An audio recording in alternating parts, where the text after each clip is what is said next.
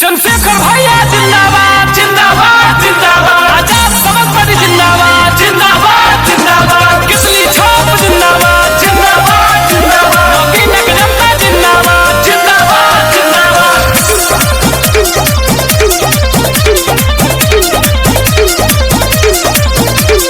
कहता नगीना पुराई है बड़े बेटर, जिन्हें सुनी ना मोने गुंजे चंद्रशेखर।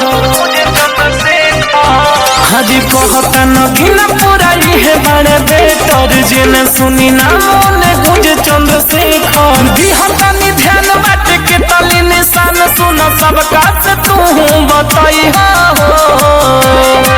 ए दीदी चाची बहिन के समझाई हो, के तली पर ही बटन दबाई हो। हाथ जोड़ा तली ना भुलाई हो, भैया भीमलार में चिपके जिताई हो।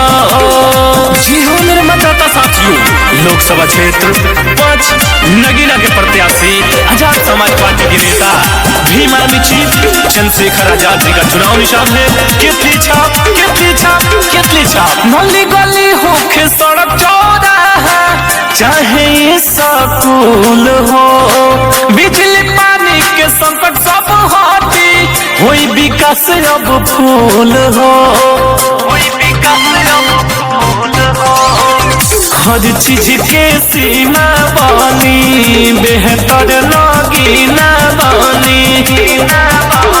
बहुत शहर सुबह शाम दोपहर, लाज बेटा के अपन बचाई हो। ए भैया भाभी के तू समझाई हो, के तली पर ही बटन दबाई हो। आजाद समाज पार्टी के जिताई हो, पूर्ण बहुमत से विजयी बनाई हो।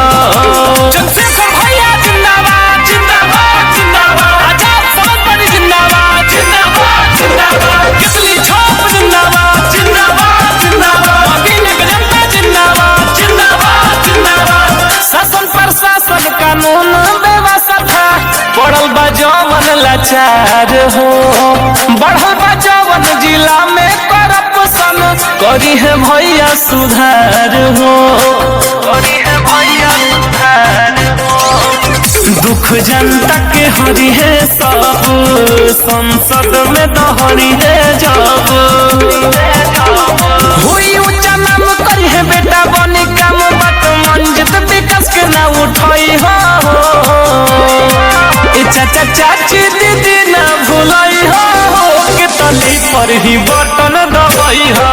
अपन पड़ोसी के भी है बताई हो, के तली पर ही बटन दबाई हो।